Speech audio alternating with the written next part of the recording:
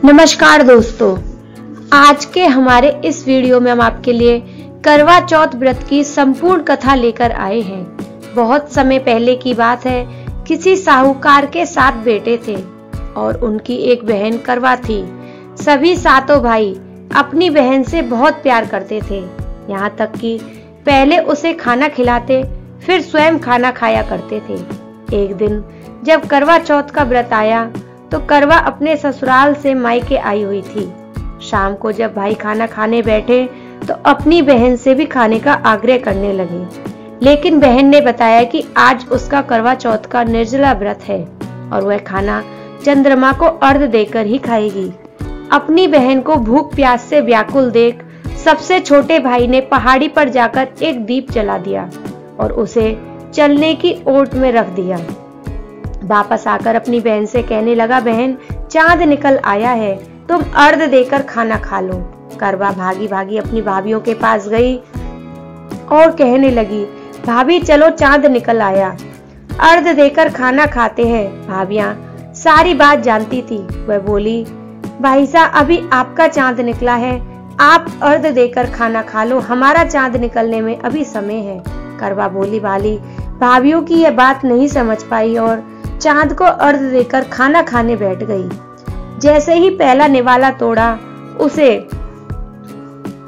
छींक आ गई, दूसरा निवाला तोड़ा तो उसके बाल निकल आया और तीसरा निवाला तोड़ते ही उसके ससुराल से खबर आ गई कि जैसी हालत में है तुरंत अपने ससुराल पहुंच जा। सेठानी करवा को विदा करने के लिए जैसे ही कपड़े निकालने लगी तो कभी उसके हाथ में काला कपड़ा आए तो कभी सफेद। ये देखकर सेठानी को बहुत आश्चर्य हुआ और वह करवा से बोली, बेटा रास्ते में जो भी मिले उन सबके पैर छूती जाना, जो भी तुझे बोर सुहागन होने का आशीर्वाद दे वही अपने पल्ले में गांठ बांध लेना। माँ की यह बात सुन करवा अपने ससुराल के लिए निकल गई।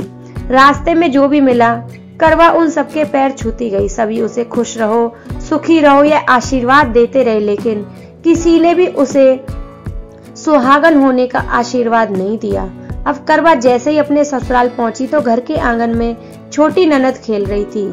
करवा ने जैसे ही ननद के पैर छुए तो वह बोली, खुश रहो, सुखी रहो, सुहागन रहो, दूधो नहाओ, पूतो फलो। छोटी ननद के ऐसा आशीर्वाद देते ही करवा ने अपने पल्ले पर गांठ बांध ली।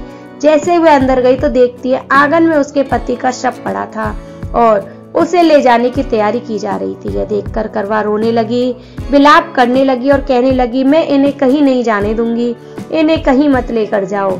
जब कोई भी उसकी बात नहीं माना तो वह बोली, मैं भी इनके साथ चलूंगी।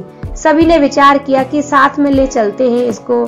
सभी के साथ करवा शमशान घाट पहुंच गई। तब पति के अंतिम संस्कार का समय हुआ तो वह बोली, मैं इन्हीं के साथ जलूंगी, नहीं तो मैं इन्हें जलने नहीं दूंगी। यह कहते हैं सब कहने लगे, पहले तो अपने पति को खा गई, अब उसकी मिट्टी भी खराब कर रही है। लेकिन करवा ने किसी की एक ना सुनी। सभी लोगों ने आपस में विचार विमर्श किया और उसको शमशान में एक झोपड़ी डलवा दी। उस झोपड़ी में करवा अपने पति को लेकर रहने लगी। अब करवा सुबह शाम अपने पति की साफ सफाई करती और उसके पास बैठी रहती थी। सुबह शाम छोटी ननद आकर उसे खाना पीना दे जाया करती थी। अब वह हर महीने की चौथ पर व्रत करने लगी।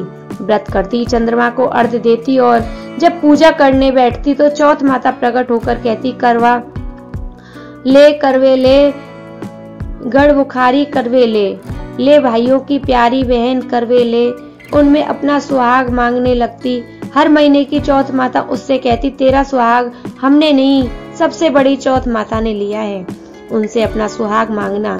ऐसे करते करते अश्विनी की चौथ आई तो करवा उनसे कहने लगी, माता मैं 12 महीने से यहाँ बैठी चौथ का व्रत कर रही हूँ, अब तो मुझे मेरा सुहाग वापस लौटा दे। तब अश्विनी की चौथ माता करवा से कहने लगी, तेरा सुहाग हम नहीं लौटा सकते, तुझसे बड़ी कार्तिक चौथ माता नाराज है। यदि तू अपने पति के प्राण वापस चाहती है तो उनके पैर पकड़ लेना और उनके पैर छोड़ना मत। 16 श्रृंगार का सारा सामान तैयार रखना। ऐसा कहकर चौथ माता अंतर ध्यान हो गई। तब कार्तिक की बड़ी चौथ आई तो करवा ने अपनी छोटी ननद से 16 श्रृंगार का सुहाग का सारा सामान मंगवाया। तब ननद ने जाकर माँ को यह बात बताई तो सास बोली, पागल हो गई है, जो मांगती है दे जाओ। छोटी ननद सुहाग का सारा सामान लाकर करवा को दे देती है। अब वह करवा चौथ का व्रत रखती है। चंद्रमा को अर्घ्य देती है और जैसे ही जोत करी तो चौथ माता उसके सामने प्रकट हुई और कहने लगी, कर बोले कर लो ले, घनी बुखारी कर बोले, सात भैयन की प्यारी कर बोले, दिन में चांद उगाने वाली कर बोले। तब उसके पैर पकड़ लिए और बोली, माँ मेरा सुहाग मुझे वापस लौटा। यह सुन चौथ माता बोली, अरे तू तो बहुत भूखी है, सात भाइयों की प्यारी है, तुझे सुहाग का क्या काम। करवा कहने लगी, नहीं माता, मुझसे बहुत बड़ा पाप हो गया है, मेरे सुहाग को मुझे वापस लौटा दो। माता ने, आपके पैर जब तक नहीं छोड़ूंगी जब तक आप मेरा सुहाग मुझे वापस नहीं लौटा देती है। सुनकर चौथ माता ने करवा से एकदम एक सुहाग का सारा सामान मांगा। करवा उसे सारा सुहाग का सामान एक एक कर देती है। तब चौथ माता उससे कहने लगी, तुझे जरूर व्रत करने की सारी विधि सब बात कोई समझा के गया है। तो करवा कहने लगी, माता मुझे तो हालात ने सब कुछ समझा दिया है, आप बस मेरा सुहाग मुझे वापस लौटा दे।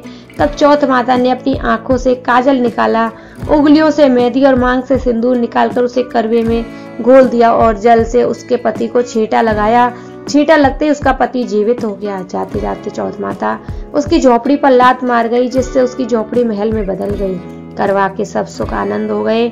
शाम को जब छोटी ननद भाभी के लिए खाना लेकर आई तो देखती है कि भाभी की झोपड़ी तो कहीं है ही नहीं, उसकी जगह एक बड़ा सा महल खड़ा है।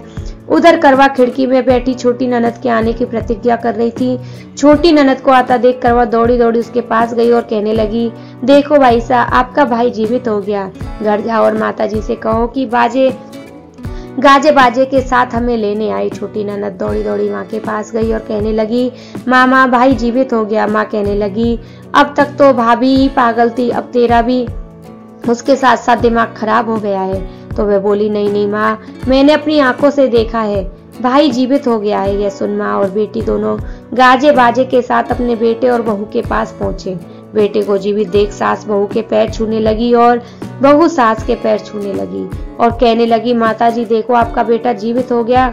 तो सास बोली, बहू मेरा बेटा नहीं, तेरा पति जीवित हो गया, मैंने तो साल भर पहले ही इसका अंतिम संस्कार कर दिया था, यह तो तेरे भाग्य से वापस आया है। हे चौथ माता, जैसे पहले साहूकार की बेटी के साथ करी वैसे किसी के साथ मत करना, और बाद में जैसे करवा के पति को लंबी आयु दी वैसे इस कथा को कहने वाले और सुनने वाले हुंकारा बनने वाले के पति की लंबी आयु करना। बोलो करवा मैया की जय, चौथ मैया की जय।